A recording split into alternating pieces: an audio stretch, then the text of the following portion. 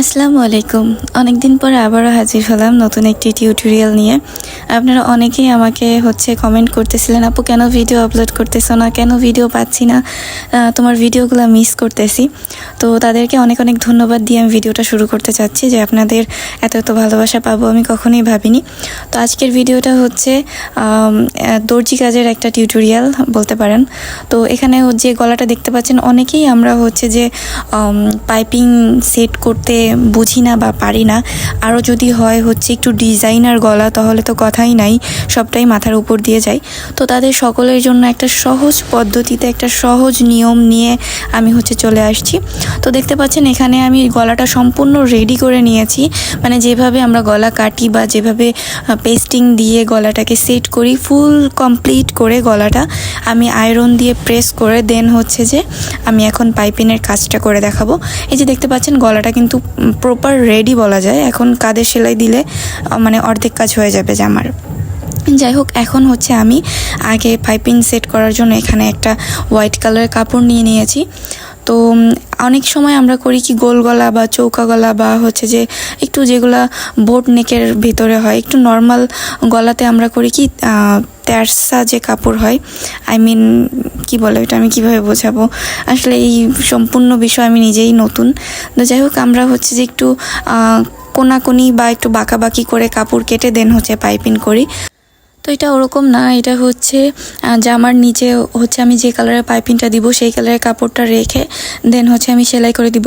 পাইপিংয়ের কাপড়টা আমি সিধা রাখবো, সদর রাখবো, আর উপরের যে জামার কাপড়টা আছে ওইটা আমি উল্টা সাইড করে এখন জামার গলা যেভাবে আমি তৈরি করছি সেই একদম কিনার দিয়ে সেলাই দিয়ে যাব।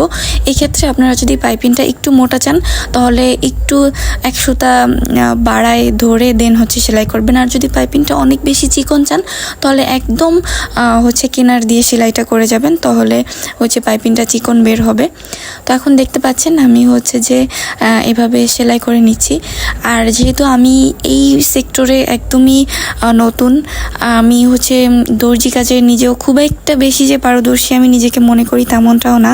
তো সেই ক্ষেত্রে একটু ভুল ত্রুটি হইলে আমাকে ক্ষমা করবেন, বা আমার কথা বলার ভিতরে কোনো ভুল হইলে আমাকে ক্ষমা করবেন।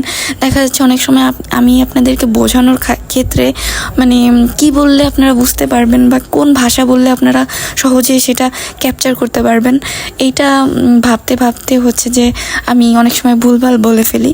তো সেই ক্ষেত্রে আপনারা আমাকে একটু ক্ষমাসুন্দর দৃষ্টিতে দেখবেন। আর ছোট মানুষ আমি ভাই, এর জন্য একটু ছোট মানুষ মনে করে মাফ করে দিয়েন, হ্যাঁ।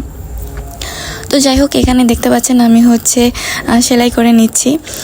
আর যদি আমার ভিডিওটা ভালো লাগে তাহলে একটা শেয়ার করে দিয়েন ফ্রেন্ড ও ফ্যামিলির মাঝে, আর যদি তার থেকে একটু বেশি ভালো লাগে তাহলে একটা সাবস্ক্রাইব করে দিয়েন চ্যানেলে নতুন হলে, আর একটা লাইক অবশ্যই দিয়ে যায়েন।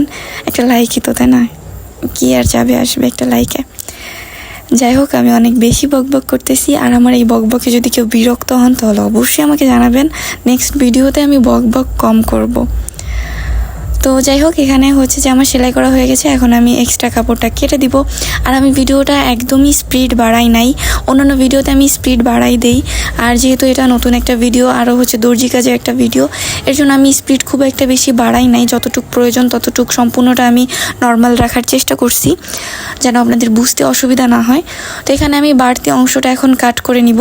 এটা আমি যে ক্যামেরার ফ্রেমের বাইরে চলে গেছিলাম, এটা আমি খেয়ালই করি নাই, পরে যখন এডিট করতে বসলাম তখন আমি দেখি যে আমি যে কাট করতেছি এটা আমার ফ্রেমের বাইরে চলে গেছে।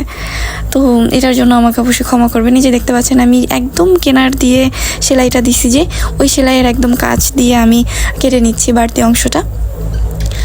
তো এখানে যে ভিডিওটা আমি ক্যাপচার করতে পারিনি তার জন্য আমি অনেক অনেক অনেক অনেক অনেক বেশি দুঃখিত। তো যাই হোক, এই যে দেখতে পাচ্ছেন এখন আমার মোটামুটি কাট করা কমপ্লিট। এখন আমি যে পাইপিংটা সেট করব, তার জন্য আমি এখন প্রত্যেকটা কর্নার আছে যে ডিজাইনটাতে গলার, সেই ডিজাইনটাতে কর্নারগুলো আমি ছোট্ট ছোট্ট করে কাট করে দিব, যেটা আমরা সাধারণ গলা সেট করতে গেলেও করি সেরকমটা। এখন আমি এই যে কাপড়টা হচ্ছে জামার কাপড়টা সদর করে নিয়েছি, সিধা করে নিয়েছি। আর পাইপিনের কাপড়টা এখন আমি উল্টে দিয়ে মুড়ে দিয়ে সেলাই করে দিব। এই যে দেখতে পাচ্ছেন, আমি যেহেতু একদম কেনার দিয়ে সেলাই দিয়েছিলাম, এর জন্য হচ্ছে আমার পাইপিনটা একদম চিকন বের হচ্ছে। আপনারা যদি একটু বেশি ধরে সেলাই করেন তাহলে আপনাদের পাইপিনটা আপনারা চাইলে একটু মোটা করে নিতে পারবেন। আর এই যে দেখতে পাচ্ছেন একদম ইজিলি পাইপিংটা সেট হয়ে যাচ্ছে, কোনো ধরনের কোনো প্যারা ছাড়া।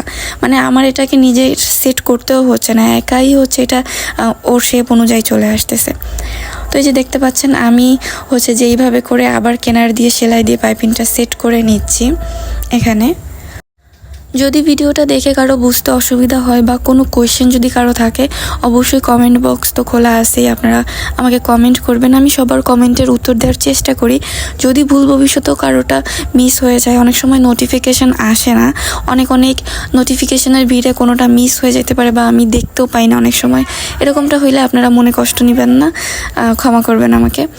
আর এই যে দেখতে পাচ্ছেন আমি কর্নারটাতে হচ্ছে আমার ওই যে বলছিলাম যে একটু কাট করে নিতে হবে, তো আমার এখানে কাট করা হয়েছিল না। দেন হচ্ছে আমি সেলাই করতে গিয়ে আবার একটু হচ্ছে কর্নারটা একটু কাট করে নিচ্ছি। এতে করে হয় কি পাইপিংটা সেট করতে সহজ হয়। আর না হলে কোনাটা কাট না করলে হয় কি যে ওইখানে একটু ঘোচ হয়ে থাকে, ফিনিশিংটা প্রপার আসে না, এর জন্য। তো ওই যে দেখতে পাচ্ছেন কোনাটা কাট করার পর এখন কিন্তু ফিনিশিংটা সুন্দর চলে আসছে। তো আমি এখন সেলাইটা করে অফ ক্যামেরায় দেন হচ্ছে আবার আসছি। তো এই যে দেখতে পাচ্ছেন আমার হচ্ছে পাইপিং সেট করাটা অলমোস্ট ডান।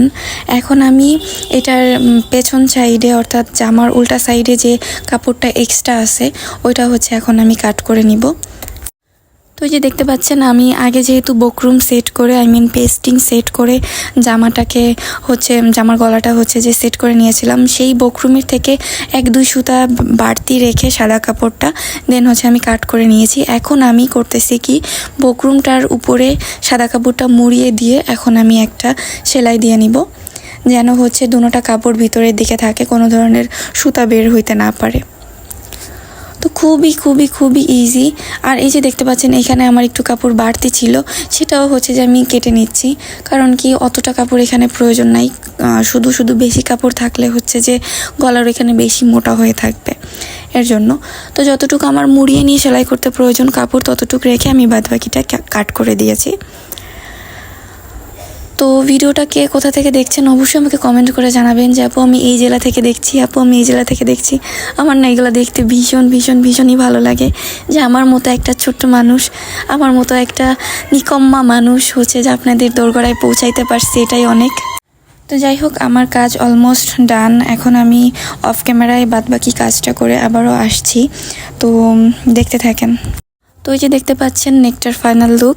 আর কেমন হয়েছে অবশ্যই আমাকে কমেন্ট করে জানাবেন। আর যদি আপনার কাছে একটু সহজ মনে হয় বা হচ্ছে আপনি যদি বুঝতে পারেন তাহলেও আমাকে কমেন্ট করে জানাবেন যে আপু আমি শিখতে পারছি বা আমি বুঝতে পারছি।